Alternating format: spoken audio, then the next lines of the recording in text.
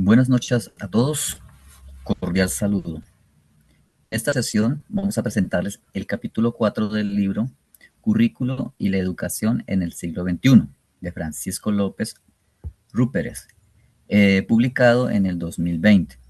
El aprendizaje de los conocimientos y las competencias.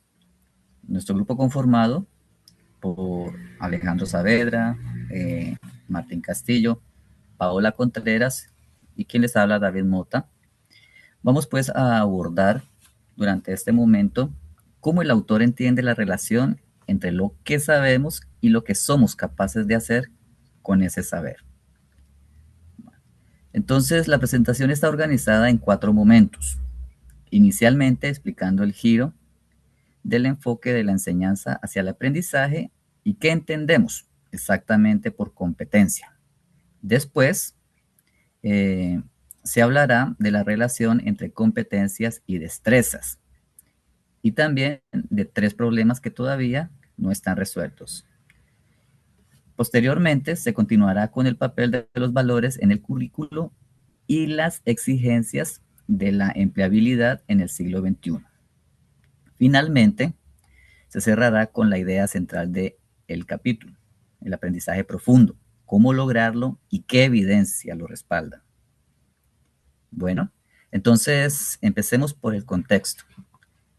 Como bien sabemos, en las últimas décadas, la modernización del currículo ha desplazado el acento.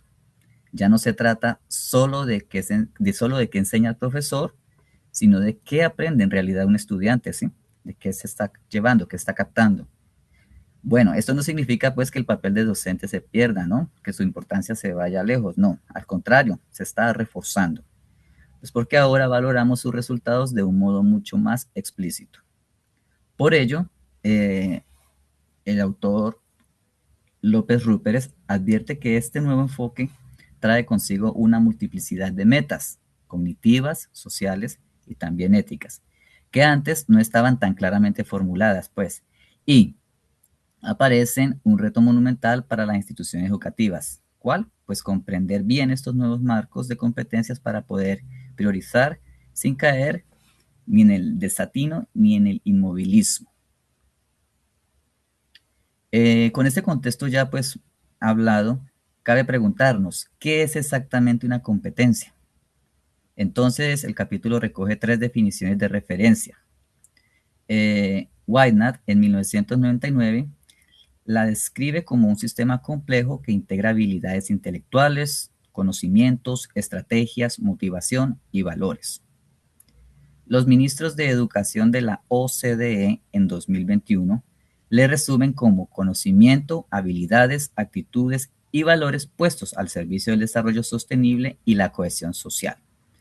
Por su parte, el CDFOP europeo en 2008 insiste en la capacidad de aplicar correctamente lo aprendido a un contexto correcto, es decir, a lo laboral, a lo educativo o personal. La idea común detrás de las 3 definiciones es el saber hacer, es decir, la capacidad de aplicar en contextos diversos lo que hemos aprendido, sea de naturaleza cognitiva o no cognitiva. Con esta base conceptual, entonces, proseguimos con nuestra presentación.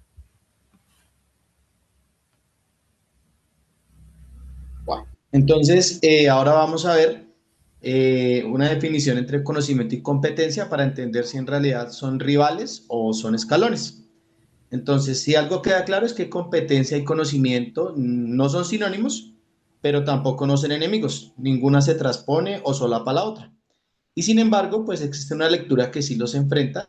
Según J.M. Goñi en 2008 sostenía que el academicismo, es decir, el currículo centrado en contenidos, es excluyente y selectivo, y que el discurso de las competencias plantea que lo importante no es el conocimiento en sí, sino su uso en determinados contextos.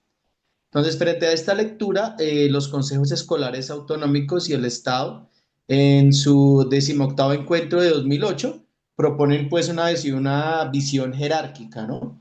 Entonces, el saber hacer moviliza capacidades cognitivas de orden superior, tales como analizar, interpretar, aplicar o predecir, pero esas capacidades no pueden desvincularse de los contenidos que les dan la base. Pues dicho de otro modo, sin dominio conceptual no hay conocimiento en acción. La competencia de ninguna manera sustituye al conocimiento, más bien es un escalón más alto en el que se apoya. Bueno, vamos a ver los tres nudos que necesitamos resolver. Entonces, ahora bien, aunque conceptualmente distingamos competencia de destreza, en la práctica los términos se usan a menudo como sinónimos, porque, como precisó la OCDE en el 2018, la destreza es uno de los componentes de la competencia, y aquí el capítulo señala tres problemas que aún no están resueltos. El primero es la falta de definición de los constructos. El más claro es la creatividad. Pues según LAB y colaboradores en 2017, no existe un consenso ni en la investigación sobre creatividad ni en el pensamiento crítico. Un segundo problema es el tema de la medida. Las pruebas PISA son excelentes para medir lectura, matemáticas y ciencias, pero cuando en el 2018 se introdujo el tema de la competencia global, se hizo antes de que lograra completar un trabajo conceptual necesario pues, para que la midiera con rigor. Y el tercero es la relevancia empírica, pues abundan estudios correlacionales, pero escasea la evidencia que demuestre sin ninguna ambigüedad una relación causal entre estas destrezas y el rendimiento académico.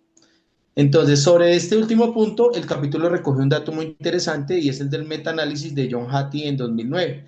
Hattie mide el tamaño del efecto, pues es una especie de indicador estadístico que resume el impacto real de una intervención sobre el rendimiento. Entonces, de toda la lista de destrezas cognitivas y personales que suelen aparecer en los marcos internacionales, solo la resolución de problemas alcanza un tamaño del efecto elevado, con un valor del 0,63. Y ya en el otro extremo, la creatividad y la destreza con el efecto más bajo de todas, con un 0,35. Esto no quiere decir que la creatividad no importe, quiere decir que su relación con el rendimiento académico medido es hasta ahora más débil y difícil de establecer que la de las otras destrezas. Y con esta idea de fondo, pues ya continuamos con Martín. Listo, gracias Alejandro. Si los conocimientos y las destrezas ocupan buena parte del capítulo, los valores no se van a quedar atrás. La educación escolar es, ante todo, una institución social directamente relacionada con el mundo de los valores. Y el autor identifica cuatro corrientes que convergen para reforzar este papel. La primera, pues, es el impulso moralista clásico, y Aristóteles ya decía en su Ética Nicómaco que la excelencia no es un acto, sino un hábito. Si la excelencia se puede enseñar, pues también se pueden enseñar las virtudes que la sostienen. La segunda es el movimiento de la educación del carácter, una corriente muy activa en el mundo anglosajón, impulsada sobre todo por psicólogos y académicos que habla de valores del rendimiento. La tercera son las habilidades no cognitivas, como la perseverancia, el autocontrol, la resiliencia, la empatía, o llamadas soft skills, que la investigación en economía aplicada ha demostrado que inciden positivamente en el desempeño escolar, laboral y también social. Y la cuarta, pues son las exigencias de la empleabilidad del siglo XXI, que cada vez piden más trabajo en equipo, ética del esfuerzo y un espíritu emprendedor. Sobre esta última corriente hay datos muy concretos. Y un informe del 2016 del Business and Industry Advisory Committee ante la OCDE encontró que el 85% de los empleadores encuestados sitúan las actitudes y el carácter de los jóvenes entre los factores más importantes al momento de contratarlos, incluso por encima para muchos de los resultados académicos en un 31%, o de las calificaciones obtenidas con un 39%. Y ya antes, en 2012, la consultora McKinsey había identificado 12 competencias de especial interés para los empleadores, combinando siempre estas habilidades cognitivas con otras de carácter no cognitivo, como el trabajo en equipo o la ética del esfuerzo. Entonces aquí vemos que destrezas y valores no son un añadido decorativo al currículo, sino que son una exigencia explícita del mundo del trabajo. Y con eso en mente, pues le paso a mi compañera Paola que explicará eso en la práctica. Bueno, gracias, Martín. Entonces, en este punto llegamos hacia el concepto que da sentido pues a todo el capítulo y es el aprendizaje profundo. Existen varias definiciones. Por ejemplo, Michael Fullan lo entiende como la adquisición de 6 competencias globales. Él nos habla de carácter, de ciudadanía, de colaboración, de comunicación, de creatividad y de pensamiento crítico. También encontramos la definición del National Rachel Council de Estados Unidos, que pone el énfasis en la transferabilidad. ¿Eso qué quiere decir? Se entiende transferabilidad como el aprendizaje profundo, que el aprendizaje profundo es el proceso por el cual una persona toma lo aprendido en una situación y lo aplica a situaciones nuevas.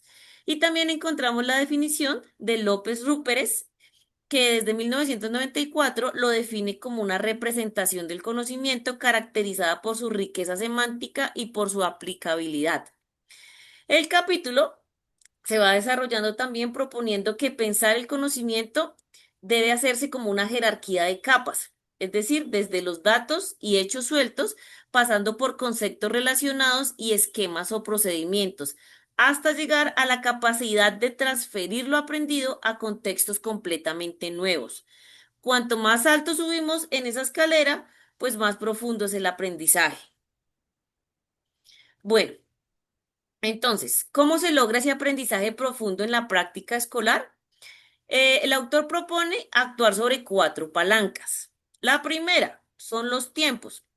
En esta se expone que el aprendizaje profundo exige tiempo efectivo sostenido, porque como muestra la investigación, también citan ahí a Eric Kandel, premio Nobel, consolidar la memoria a largo plazo requiere cambios anatómicos reales en el cerebro, que no se logran en clases de 45 minutos fragmentados. La segunda son las materias, programas curriculares sobrecargados que obligan a un abordaje superficial de los contenidos, ordenar los temas por curso según su exigencia cognitiva y la edad de los alumnos, libera tiempo efectivo y aprendizaje. La tercera es la interdisciplinaridad, que consiste en esquemas transversales como el concepto de retroalimentación o los diagramas de flujo, entrenan también la capacidad de transferir un mismo razonamiento a contextos muy distintos. Y por último, son nuevamente, hablamos aquí también, las habilidades no cognitivas. Ya las dijo el compañero anteriormente, la perseverancia, el esfuerzo y la resiliencia, que sostiene casi biológicamente la posibilidad misma de aprender en profundidad. Bueno, aquí vamos a darnos cuenta de la importancia de la resiliencia. Sobre este último punto, hay una evidencia empírica muy potente que se expone en el capítulo, y es un estudio de López Rúperes y de sus colaboradores en el 2017 que nos arrojan datos de PISA del 2015, en donde se encontró una asociación estadísticamente significativa y muy fuerte. Entonces, ¿qué nos dice? Que con un R2 de 0,76 entre la resiliencia de los alumnos y y su rendimiento en ciencias, y es revelador que de los 10 países o economías asiáticas participantes en este estudio, 8 de esas asiáticas se ubiquen precisamente en el cuadrante óptimo, alta resiliencia y alto rendimiento a la vez. Entre ellos, claro está, punteando está Corea del Sur, está Japón, Singapur, Hong Kong y por último Vietnam. Michael Snyder y Elsbeth Enster lo resumen con una imagen muy bonita. El aprendizaje puede y debe ser un placer, pero se parece más a la sensación de ascender una montaña que a la de sentarse en la cima a contemplar el paisaje. Para cerrar, vamos a resumir las 4 ideas centrales de este capítulo. Primero, recordemos, el conocimiento y la competencia no se oponen. La competencia es un estadio superior que exige dominio conceptual previo. Segundo, persisten 3 nudos por resolver: constructos poco definidos, dificultades de medida y evidencia empírica todavía limitada. Tercero, recuerden que son 4 corrientes que convergen para situar los valores en el centro del currículo, incluidas las exigencias de la empleabilidad. Y por último, El aprendizaje profundo con su capacidad de transferencia se logra actuando sobre los tiempos, las materias, la interdisciplinaridad y las habilidades no cognitivas.